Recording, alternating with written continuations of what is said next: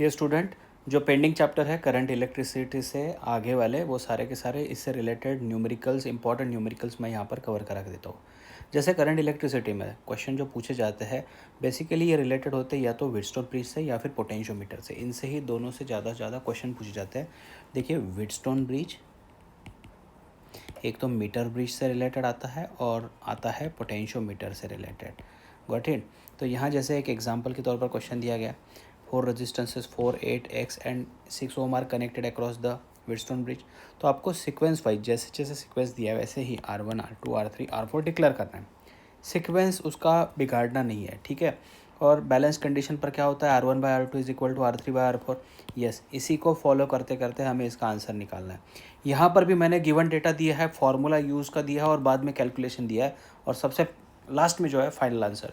यही steps required होती है बोर्ड एग्ज़ाम में। उसके बाद में जैसे आगे आगे जाएगी आप, आपके सामने एक एक क्वेश्चन यहाँ पर आएगा, जैसे कि diametrically opposite points of metal ring are connected to 2 terminals of left gap of meter bridge. Got it. And 11 ohm is connected in the right gap. Null point is obtained at 45 centimetre from left hand. देखिए बहुत ही specified highlighted यहाँ पर words दिए हैं जिस पर आपका सम बनने वाला है। Are you getting this? तो गिवन डेटा जो फार्मूला है वो फार्मूला का इस्तेमाल कीजिए। इसको हमने x/r is equal to LX/100 minus LX की तरह पढ़ा था। तो अगर LX की वैल्यू 45 है तो रिमेनिंग जो होगा वो 55 होगा। Are you getting this? This is unknown resistance. तो इस तरीके से आपका इस्तेमाल यहाँ क्वेश्चन में जो डेटा है डेटा का इस्तेमाल करना पड़ेगा। तो ऐसे कई सारे सवाल जो है यहाँ पर बनाए गए हैं, पोटेंशियोमीटर से रिलेटेड बनाए गए। देखो इससे जो रिक्वायरमेंट है अभी ये स्टेज बच्चों ऐसी है कि आपका प्रिपरेशन हो चुका है, कल आपको एग्ज़ाम देनी है और सिर्फ ये क्वेश्चन गो थ्रू करना है कि हाँ भाई इस क्वेश्चन में पोटेंशियल ग्रेडियंट का ये फॉर्मूला मैंने पढ़ा है, इस टाइप का। देखिए नॉट नेसेसरी कि यही फॉर्मूला, इस टाइप का फॉर्मूला मैंने पढ़ा है। ओके, तो उस हिसाब से आपको जितना करते आगा आएगा उतना आप करके देखिए। बेसिकली जो क्वेश्चन बोर्ड में आते हैं बस उसी टाइप में, उसी के क्वेश्चन, उसी लेवल के क्वेश्चन यहाँ पर सारे दिए हैं। जस्ट गो थ्रू कर लो इस सारे को। मैं आगे आगे दिखा देता हूँ आपको, ज़्यादा टाइम कंजम्पशन यहाँ पर नहीं करूँगा मैं आपका। तो क्वेश्चन में कहीं डाउट आता है, किसी क्वेश्चन से रिलेटेड एक्सप्लेनेशन लगता है तो आप ऐसा पूछ सकते हो। फिर देखिए नेक्स्ट जो है magnetic field due to electric current, इसमें जो हाईलाइटेड है यस साइक्लोट्रॉन से रिलेटेड क्वेश्चन आते हैं, बहुत ही बेसिक फार्मूला बेस्ड आते हैं, है ना। तो उसी तरीके से यहाँ पर देखिए गैल्वेनोमीटर वाले क्वेश्चन भी मेंशन किए हैं। तो गैल्वेनोमीटर वाले क्वेश्चन जो है वो यूजुअली करंट इलेक्ट्रिसिटी में कवर होता है, वो यहाँ पर लाया है, ठीक है। क्योंकि चलिए ये मिसप्लेस हो गया, लेकिन ये करंट इलेक्ट्रिसिटी वाले ही क्वेश्चन यहाँ पर मेंशन्ड है। सोलेनॉइड, यस सोलेनॉइड से देखिए ना, straight forward formula based question यहाँ पर पूछे जाते हैं।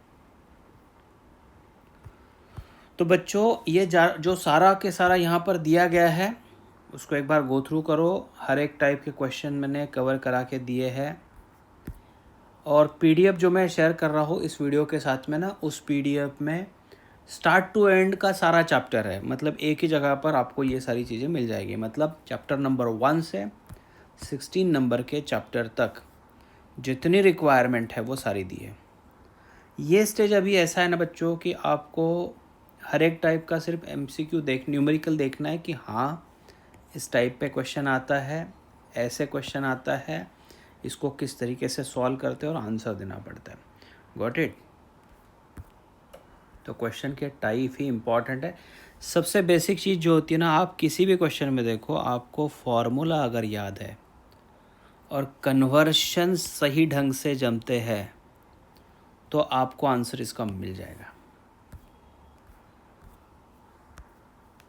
Same here, everywhere the thing you can see is conversion, then formula and placing those values properly. तो इसी तरीके से अगला चैप्टर मैग्नेटिज्म में बहुत कम क्वेश्चन होते हैं, लेकिन हाँ जैसे कि मैग्नेटिक मोमेंट NIA का फॉर्मूला होता है, आपको कन्वर्शन वापस से वही दिखा रहा हूँ मैं, सेंटीमीटर टू मीटर, यही कन्वर्शन काफ़ी सारे हैं। ससेप्टिबिलिटी, यस, ये मैं आपको बोलूँगा कि ये इम्पॉर्टेंट है आपके लिए, इसको कोशिश करो, ट्राई करो। This is also important, susceptibility related question. ये तो जेई और नीट के लिए भी इम्पॉर्टेंट ही होते हैं क्वेश्चन। ठीक है, तो आप गो थ्रू कर लो एक बार। बच्चों की रिक्वायरमेंट थी कि सर इम्पॉर्टेंट न्यूमेरिकल्स, तो न्यूमेरिकल्स किस तरीके से आते हैं वो सारे यहाँ पर कवर किए हैं। कुछ क्वेश्चन रिपीट भी होते हैं, रिपीट टाइप में क्वेश्चन जैसे यहाँ पर दिख रहा है आपको, तो थोड़ा एनालाइज कर लो।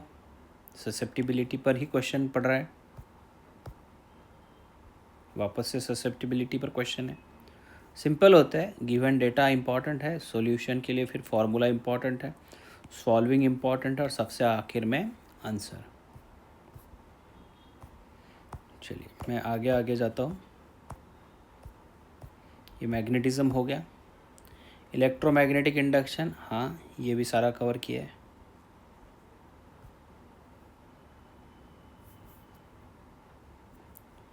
यहाँ एक चीज़ गलत हो सकती है,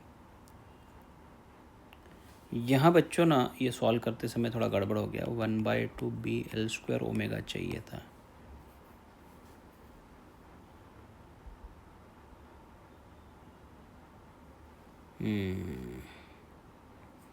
थोड़ा इसको एक बार आप देख लो।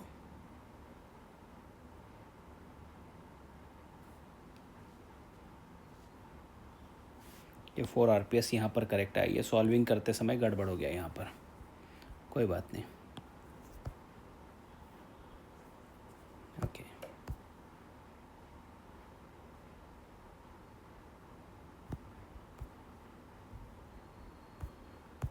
तो बस ऐसा ही सारा है। आगे सब चैप्टर्स डिस्कस किए हुए हैं।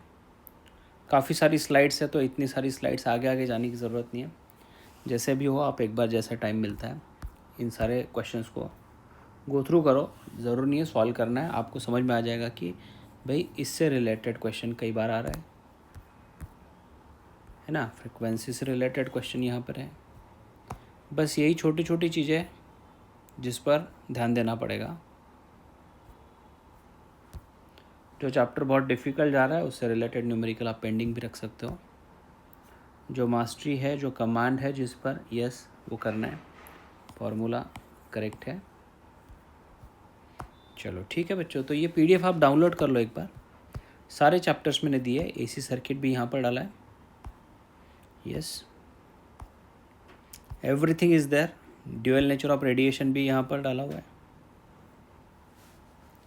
थोड़ा यहाँ पर लेंदी होता है, सम्स बहुत ज़्यादा सॉल्व करने पड़ते हैं, न्यूमेरिकल लेंदी होते हैं। ड्यूअल नेचर ऑफ रेडिएशन पे इस पर क्वेश्चन आप मतलब ऑप्शन में ही देखो, अगर चॉइस मिलती है तो इससे बेटर तो थियरी लिखना हो जाएगा आपके लिए। चलो ठीक है बेटा, करो प्रिपेयर करो, ऑल द बेस्ट।